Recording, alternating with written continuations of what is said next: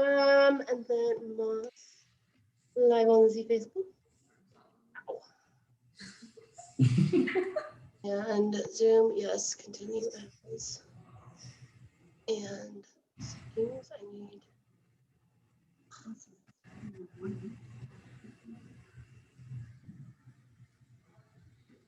I want mine.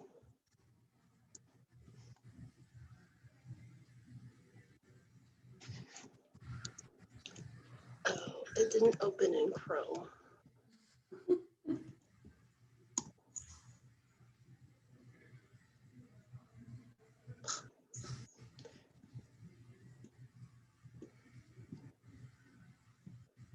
God, I love technology. I was just thinking that. Just thinking, will we ever figure it out? I don't know. If not, we have wine, so it's better. Live on the Facebooks. Boom. Wow. There. Okay. How to work to go live. I know. Why does this have to ask 1,000 questions? Jesus. I'm not worried too. Okay. What the? Unless you want to work with that. Go live. Can you put my last name on it? So I have a little one that's like this big, and my name is like half the cup. Texas wine growers. There we go. Going live, folks. I hope. 3, 2, 1. I don't know. Just courtesy of a countdown. Woohoo! Ready, look, ready. We're ready.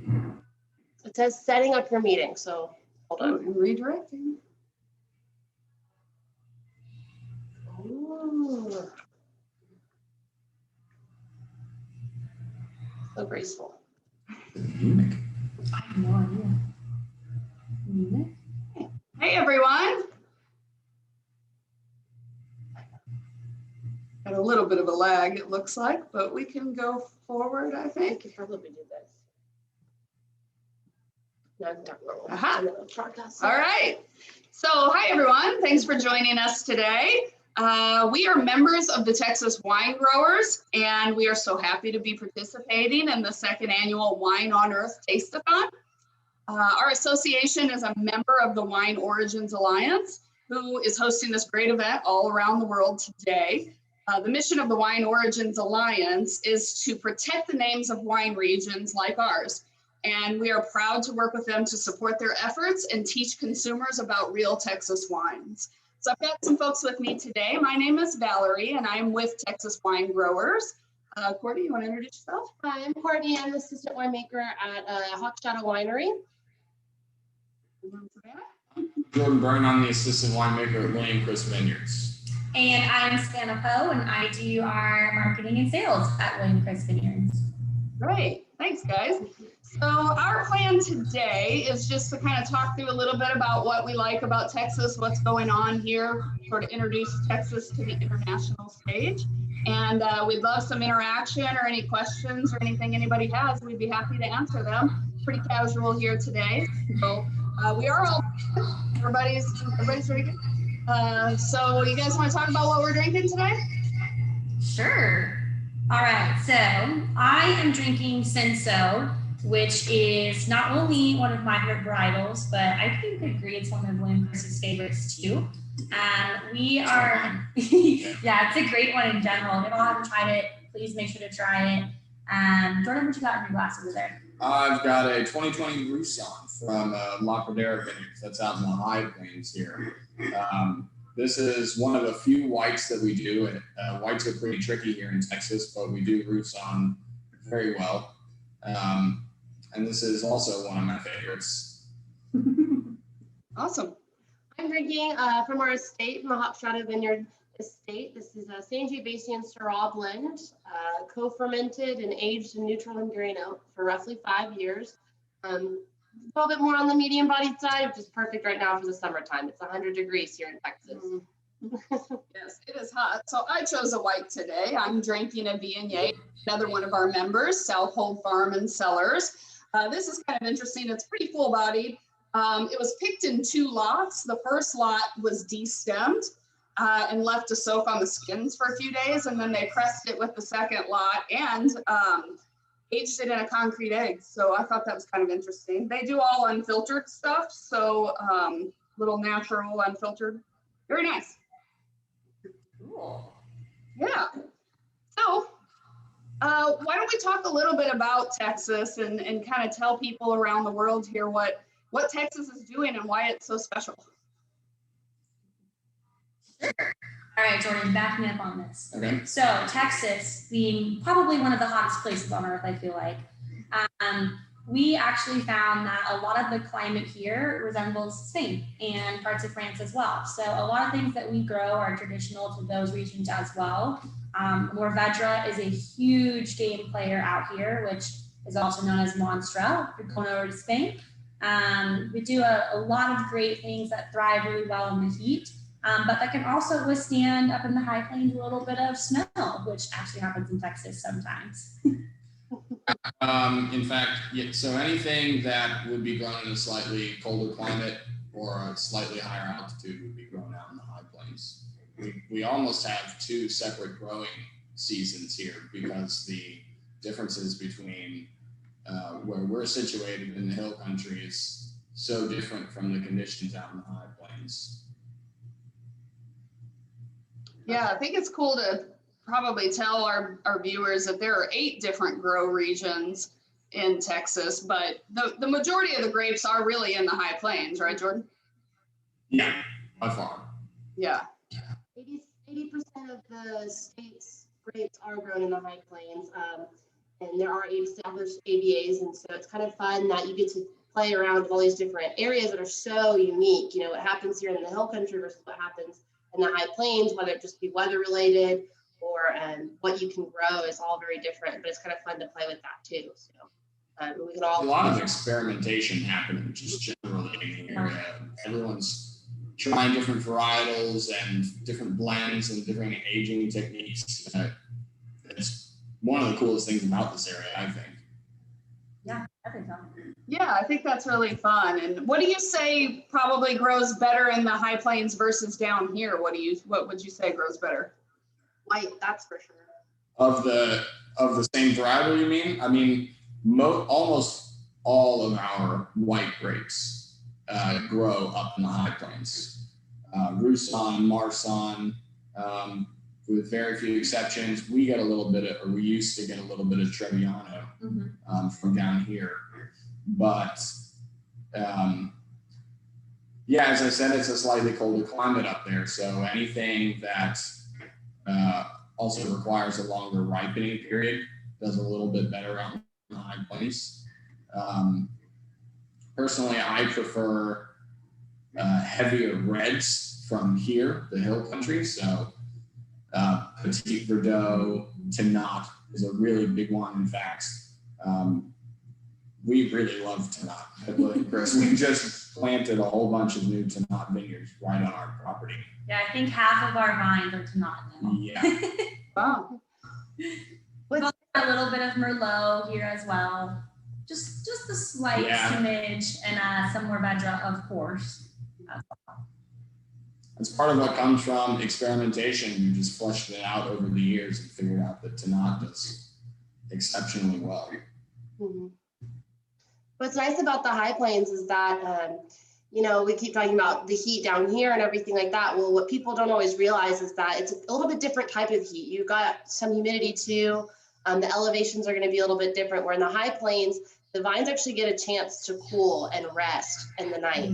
It actually gets to 60, 65 in the evenings. Up in the high plains, we're down here in the hill country, you're still going to have 85, 90 degree evenings.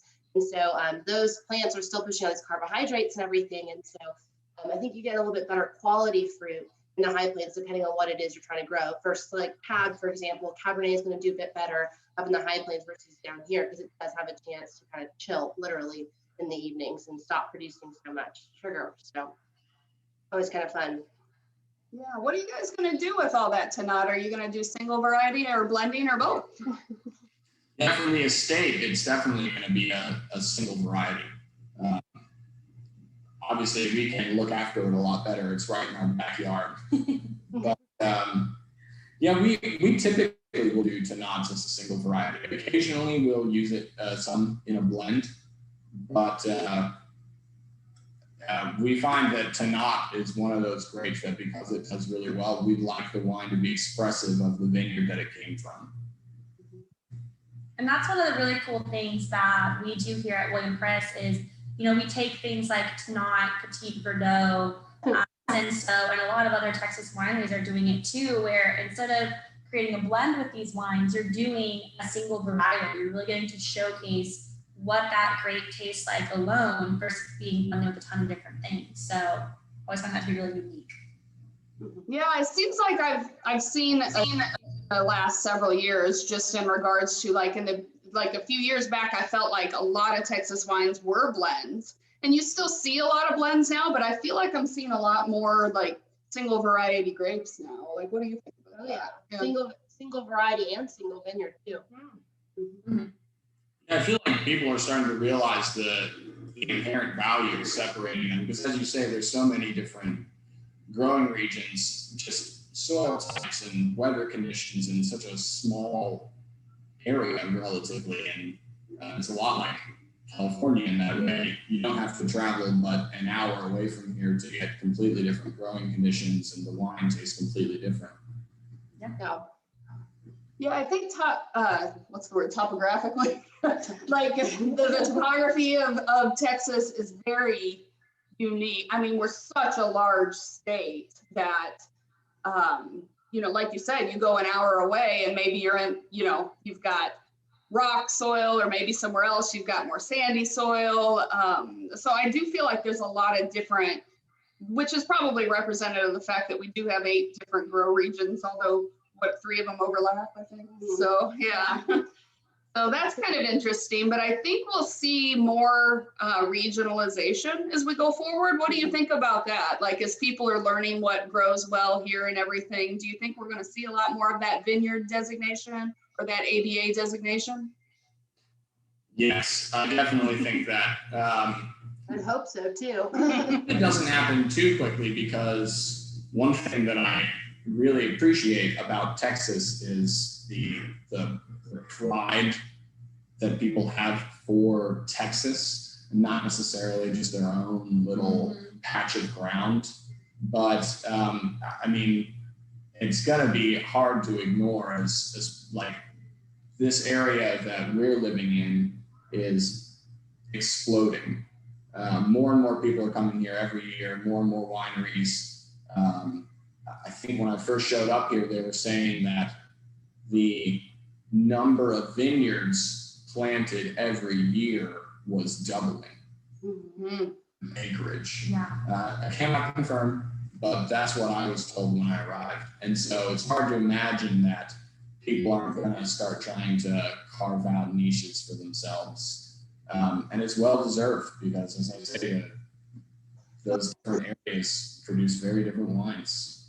Yeah, Texas is still pretty young as far as the wine industry goes. You know, we've only really been up and going and doing, you know, what we know now for 10, 15 years. Yes, we've been around surely longer than that, but getting these ABAs established, but having the market, I think, really supports us too, because Texans love products from Texas, no matter what it is. So now that we have this big wine region in Texas, I think consumers are really excited about that too, that they can actually back a product that they're passionate about as well. So yeah, and I think you know, as far as, so our organization, the Texas Wine Growers, where Hawk Shadow, William Chris, and several other wineries are members of, you know, it's become very, very relevant and important for us to really talk about Texas in its whole. Like, it's what we're doing here. It's what we're really passionate about. Like Courtney said, you know, like, Texans want Texas stuff, and we want to be 100% transparent and true to the Texas name. So why do you guys think that's important for you guys? To be 100% Texas? Yeah. Well, I think it's just a matter of pride, really, and it's a matter of quality. It's a stamp of quality when you can say that something is 100% exactly what you expect it to be, and it's local and it's delicious. And I mean, what could be better than that?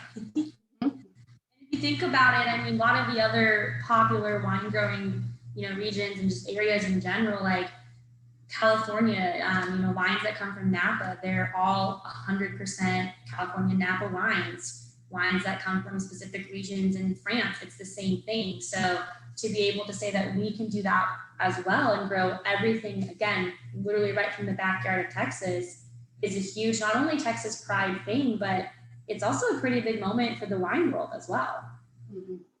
Yeah, I think that's a really good point. And how do you explain that to your customers? They're coming in, that there are a lot of wineries in Texas, and a lot of them aren't serving Texas wine, or they're serving some degree of Texas wine, but not everything. So how do you help the consumer understand that? Well, it's definitely been an educational piece, and there's a lot that's been happening in Texas. Striving to get everyone to get on the same page of having wines that are 100%, from a specific area, or at least from the state as well. On a production end, Jordan will probably talk a little bit more about that, but Texas is always educating its consumers, letting them know we're here, we're producing wine, we're creating things from our beautiful state. Again, going back to that pride statement as well. So it's a continuous evolution of educating people. Yeah. The market, it's always interesting when we have people that come in the tasting and they say, where should we go next? We want a true Texas wine. And that makes sense. That makes absolute sense. You're drinking Texas wines and you think you want to taste what Texas has. And so a lot of these wineries mentioned, when they're bringing in fruit from other places, it's like, well, you're going to have a lovely time there. There's going to be the Southern hospitality there. You're going to have, it's going to be pleasant and everything, but you're not drinking true 100%, Texas wine. And so I think that kind of plays a role when the consumer's like, wait, but I'm in the Texas wine region. I want to drink Texas wine. Where should I go? So it is nice to direct them just to our other members, not excluding anyone else, but it is just kind of an easy, this is why, this is what we're standing for. And this is easy to kind of help educate the consumer. And I think that plays a role of kind of like why we're growing and why it makes, all the events that we're doing and stuff like that, and more people are coming to and things like that. So. Yeah, I think that's a really good point, Courtney. And I think, what we're seeing now a lot, our organization has really worked over the past, it's been almost 6 years, I think, in trying to get some more legislation intact that would help people understand what a Texas wine is and to have consumer confidence that they're drinking something that is from Texas. And so we are celebrating right now because we did just have a first major step forward in that regard, to where now we've got the opportunity to, when a consumer receives a bottle and they look at the label on the bottle, that they can tell exactly what the composition of the wine is based on whether it's in a county designated area, an AVA, agriculture, viticultural area, or a vineyard. And those things are now regulated to have specific percentages of grapes from that specific region, with the entirety of the grapes having to be from Texas. So that's a way that, us working with the Wine Origins Alliance and talking to other wine regions around the world and our friends in California and Oregon and so on and so forth, they've already fought these battles. And this is what we've been really working hard on these last several years, just to try to get that relevant here in Texas, because a lot of people didn't know if it said Texas on the bottle, it really only had to be 75% grapes from this state. And the other 25% could come from anywhere else in the country or outside of that. So how have you guys seen that as different in your operation now? When you have people coming in, do you think people are feeling better about that now? Yeah, I mean, from the people I've had a chance to talk to, I think people really appreciate it when they know that they're drinking something 100% Texas. I mean, and just the way that they talk about it, and the way, like, people think it's really cool. That's the word that I hear more often than anything else, is just, it's so cool. And there's a lot of people, especially that have been coming to Texas wine country since before 10 or 15 years ago, as Savannah said, when we were doing, when Texas really wasn't doing what it is now and doubling down on quality and location and focus on location. And they talk about how much it's changed since then. And I think that people really love it. I mean, I personally have wine connoisseurs in my life that pretty much all they used to drink was stuff from California, but now it's California and Texas in their wine cellar whenever I visit them. And yeah, I mean, it's cool. And people are just, they're more excited to drink Texas. I mean, let's just acknowledge the elephant in the room. A lot of people think about how Texas wine was, 5, even 10, 15 years ago. And they just have, not the best thought of it. But now that they're like, all the wine comes from the state, the juice is all made here. It is a really cool concept. And they're excited to drink Texas. And they're excited to know what's happening here, which is awesome. And more people now are coming out to not just go down the tourist and wine trail or go to the high plains. They actually want to come out and learn and taste and really get to see what Texas is all about now, which is really cool. In 2005, it's crazy to think that pretty much the eastern part of the Hill Country AVA up until 2005 was a dry county.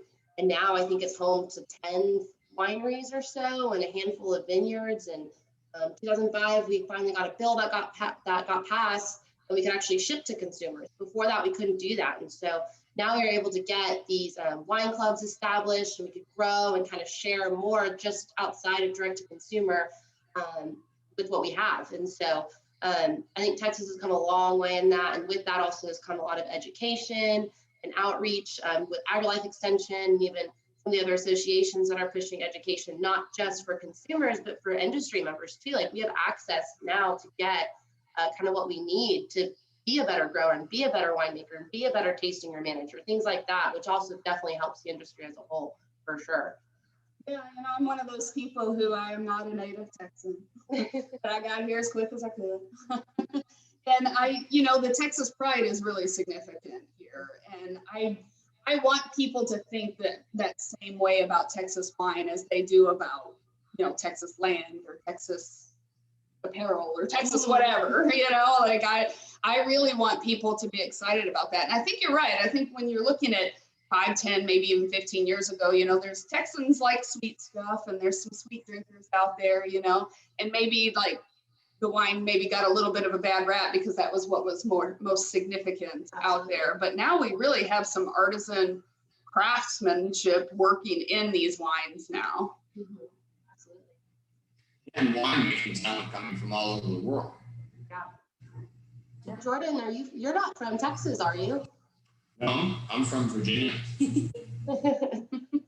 I had previously worked all over the world doing the traveling winemaker thing. Yeah. I know winemakers out here from South Africa, Australia, a few from California. Yeah, I mean, it really is all coming together. Yeah. And William Chris is so lucky to have you. You get your background and this wealth of information from all over the world, and now you're in the Hill Country, and you amongst a handful of other people as well. It's exciting to kind of see us grow in that way too, literally hands-on with it.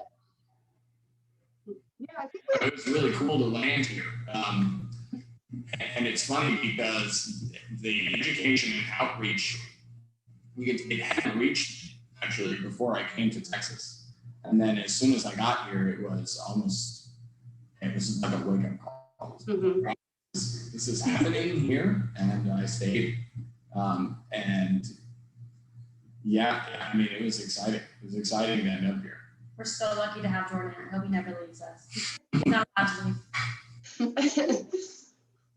Yeah, well, that is, I think, something that's really interesting here is just how much growth we've had, and what do you guys see for the future of Texas so far? I think the sky's the limit, that's for sure.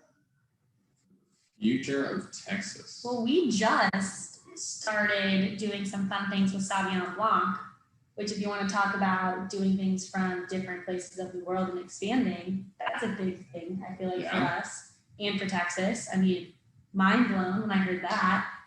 Yeah, we got Sauvignon Blanc in for the first time ever, certainly before me, and Chris at least, certainly before I showed up. And we fermented it in a new oak fermenter.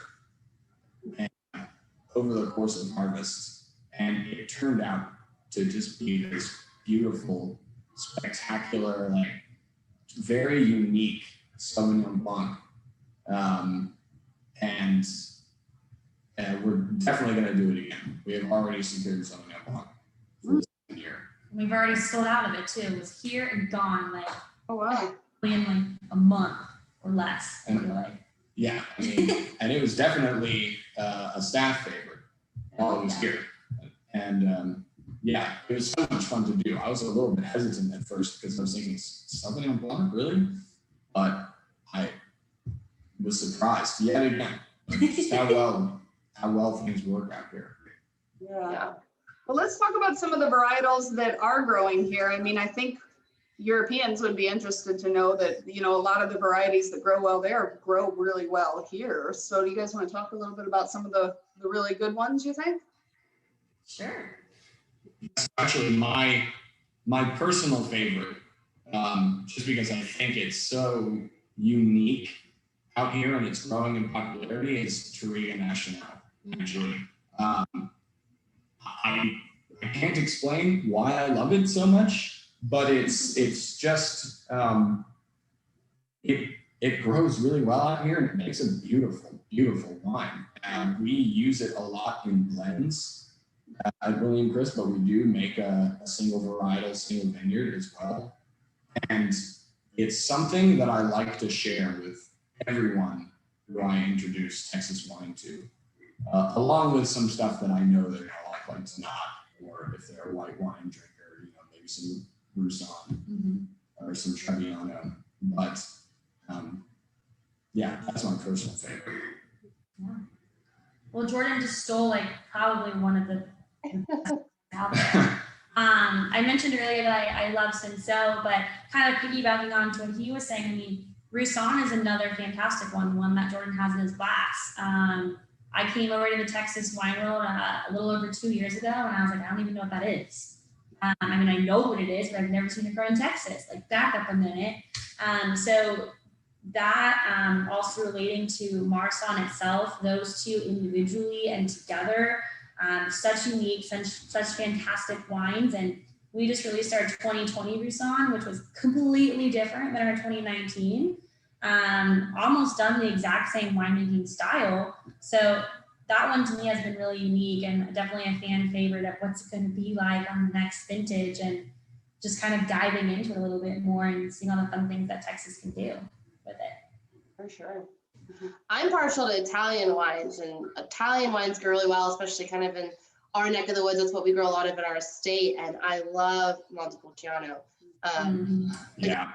Going there, it's gorgeous, but I'm a little biased, and it's just, it always is so good and fruitful, and I don't know, by itself you can blend whatever you want to do with it, but that's becoming, I think, more popular as well. Kind of like your Touriga Nacional. It's a grape that we were kind of like, oh yeah, we can try this out, and then it just started doing well, and people are realizing, you know, they're not just associating it with Italy anymore. It's like, hey, you're on the same latitude as them, like we can do this too. So yeah. I was just going through my wine cabinet and I was like to organize them in different ways, mind on how I want to organize them. And I had just a whole row of Sangiolas. Oh yeah. And I'm a huge fan of, yeah, I'm a huge fan of Montepulciano and of the wine. So I think that's, I like that. And the Touriga Nacional, I feel like a lot of people haven't grown that here so much in the past. But now I'm starting to hear about it a lot. And I took a trip to Portugal a few years and I really enjoyed that wine. And so I think that would be a really neat addition to what we're seeing in Texas now. I think another favorite that I've seen here recently too, a lot of, is the pig pool. Seeing the pig pool come out. I think a lot of people are doing that very well for a nice, good summer white. Yeah, that one's been kind of fun. I think we actually blended that into last year's Roussanne a little bit. We blended into a couple different whites that have been fantastic, and single varietal wise, I mean, again, that's like here and gone, like Sauvignon Blanc. It's once it comes out of the production room and it goes into the bottle, it's like if your hand's not on it, you gotta wait till next year. No, we don't make nearly enough of it. I find it's one of those ones that does really well in concrete vessels as well. Oh, really? Yeah, and the concrete egg, which you were mentioning earlier, Valerie, about the wine that you were drinking, that's just a really cool thing that I believe started off in France, from what Chris told me a while back. And then we actually brought over a concrete egg, and that's been a super cool production tool. And the wines that come out of that are out of this world as well. Yeah, I think that process is really interesting. I didn't know anything about the concrete until I was in Bordeaux a few years ago and toured a winery that did that from like way old school. I mean, their concrete tanks were just like, I don't know, they were like 100 years old or something crazy. I mean, it seemed like it was really old. I don't know if it was that old, but it was really old. But it was like a really neat, it was just like as old as concrete. Yeah. But yeah, it was just, I thought that was a really neat process, and I'm interested that some Texans are doing that now. Why are we picking those up now? The eggs, we like them because it really helps, especially with white wine and rosés. It helps with the aging, not really aging, but it helps with post fermentation, just to soften the wine out a little bit. And it also is a tool that we can use when we put a final blend together, like for this Roussanne, for example. So this was done in actually 3 separate containers. It was done in an oak fermenter. It was aged in barrels. Some of it was fermented in the barrels and batonnaged. Some of it was in concrete, and some of it was in stainless. And at the end, it's just they each have their own flavor profile, their own body to them. We can blend them as we like to add layers of complexity for the wine. The concrete vessels are easy to use, easy to clean. They're kind of I'd like to know that too. The cleaning, I mean, it seems like it would be harder, but maybe not. Yeah. You think they're harder to clean? I don't know. I would guess. Harder than stainless for sure. But Yeah. Somewhere between that and what it takes to clean an oak fermenter. Yeah. Okay. Well, thank you, Shelley, for your comment. She was talking about, I think y'all's Roussanne said judges selection for top Texas White and Texome International Wine Awards. Is that right? I was just about to brag on it, so I'm glad that she called us out on it. We, trying to be humble over here. But yeah, we just won Texas selection with our 2020 Roussanne, which is huge in the wine world. Yeah, that's fantastic. That's really good. Well, what are you guys looking ahead to for your production? What are some things you're excited about? We are definitely a smaller boutique winery. We're about 3,000 cases a year. So we just keep doing that without any injuries or anything crazy happening or anything like that. I think we'll be good. So we've planted, we've got about 10 acres on our estate. We did just plant Trigo Nacional, Tannat, and Montepulciano. They're little baby vines, and so they still have a couple more years to go before we can actually pull anything from them. So hopefully some more fun blends with our estate wines, and just pulling really more from our estate. We're kind of one of the first vineyards out in the eastern part of the hill country, and so we planted our first vineyard in 2004. And we're very small in production still with it because our soils are rock. It is just 6 inches of topsoil and straight up limestone. So it's been fun to see that grow literally over the last few years. So hopefully just keep on trucking with that. What's the next wine you're going to be releasing? Do you know yet? Yes, today we've actually just racked out a handful of Malbec barrels. So we will be bottling that soon and hopefully getting that bottled in the next week and getting it out released in maybe a few months. So awesome. And we did our first sparkling wine as well. Doug, our owner, has always been kind of scared and shy because, you hear sparkling wine and you're basically making these little tiny bombs, essentially, if you do it wrong. And so that was a fun process we did last summer. And so they're still being aged right now. And so hopefully by the end of the year, we'll have a nice, beautiful sparkling wine for the first time. So that'll be fun. sparkling's becoming kind of a big deal here. I know you guys do the pet nat too, so you're only one of a few that do that, right? Yes. Yeah, I think a lot of them. That's catching on in popularity around here. Yeah. But we even did a method champenois several years back. Let's see, it was released in 2019. Yeah, it was a 4-year process. Yeah, yours was definitely the first one I ever tasted. Yep. So that was fun. Southhold now has one too. They just released over the last summer too. Yeah. One of our other members. I'm trying to think, does any of our other members have a sparkling wine?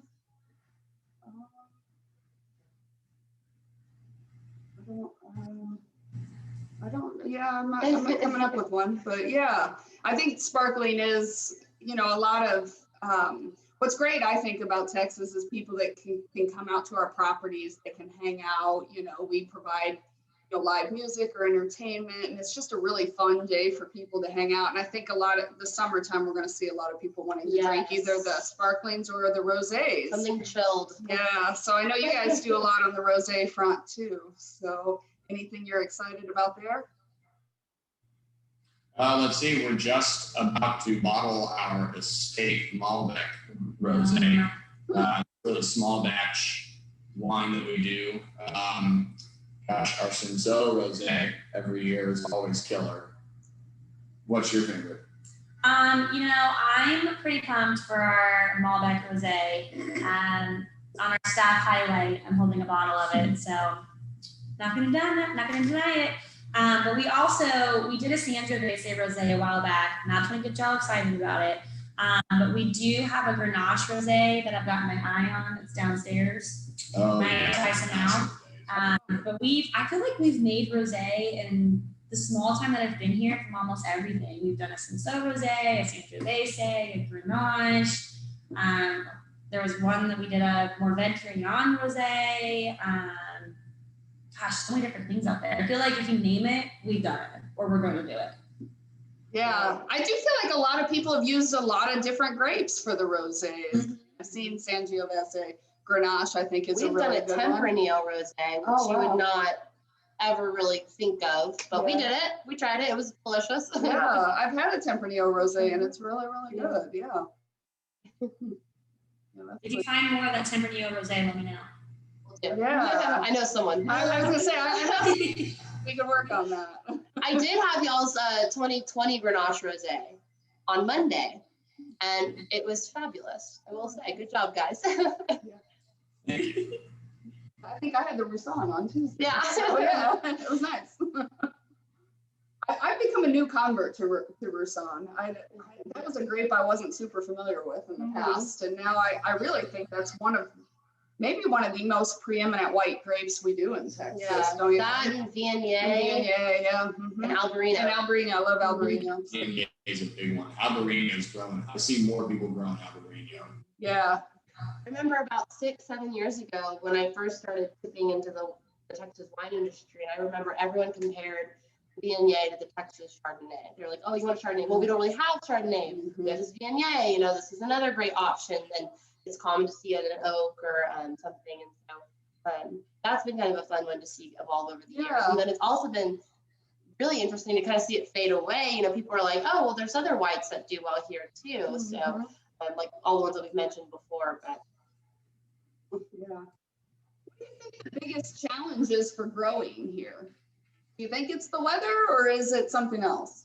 I mean, I'd say it's the weather. Weather, and then Hill Country has a disease problem.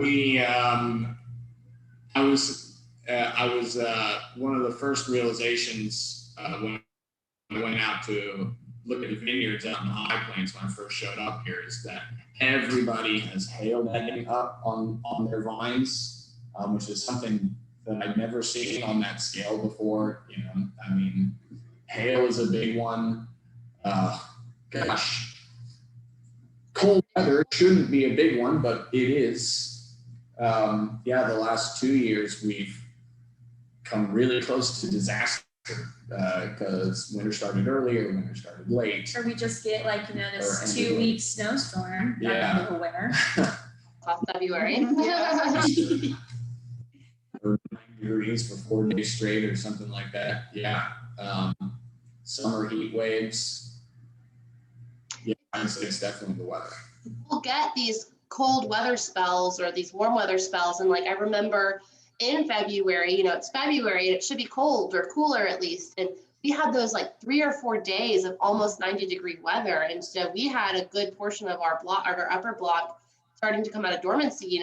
They're vines, what do they know? So they started coming out, and then that winter storm came in for a week or two, and they were already had, water flowing and everything, and they got completely wiped out. And so it's interesting that we get not only the cold parts of it, but we get such drastic warm temperatures too, or vice versa, depending on the time of year.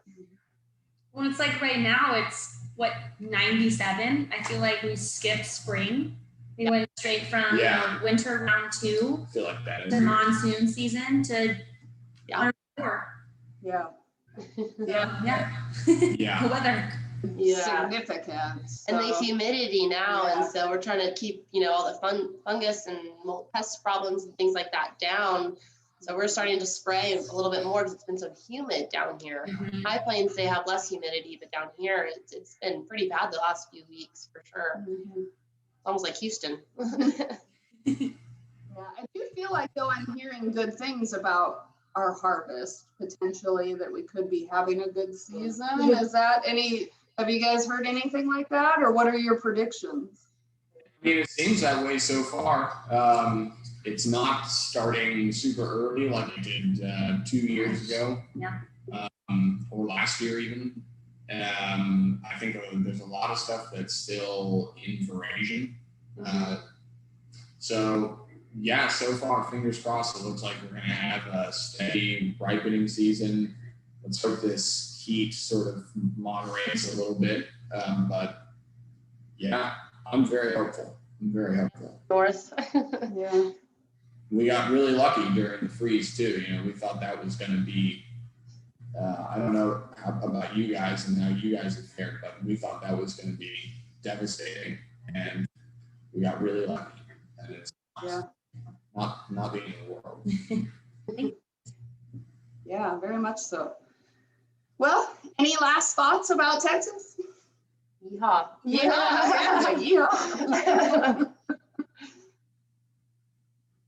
I think right now Texas is just at this really fun kind of, there's nothing holding us back. Like there's nothing at this point that's going to keep us from growing or keep us from expanding our markets or anything like that. I think it's kind of fun that we've all talked about distribution a little bit, and it's kind of nice that we don't have the distributors down our back waiting for us, to kind of say, hey, we need to push this out. We need to push this out. Texas is kind of majoritively, I can't speak for everyone, but we're at this point where we can just kind of ease into it and do what we want and how we want to do it and kind of do it with our own flair.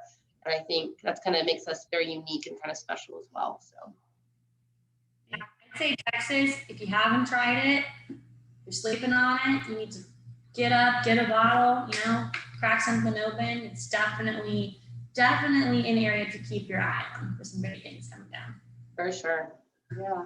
And ask questions, ask when you're in a restaurant, do you have any Texas wines? Do you have, like let's be proud of what we're doing and see kind of what great stuff that we really have to offer. I mean, I think we all believe very much so that location matters, and there are a lot of stories that our soil can tell.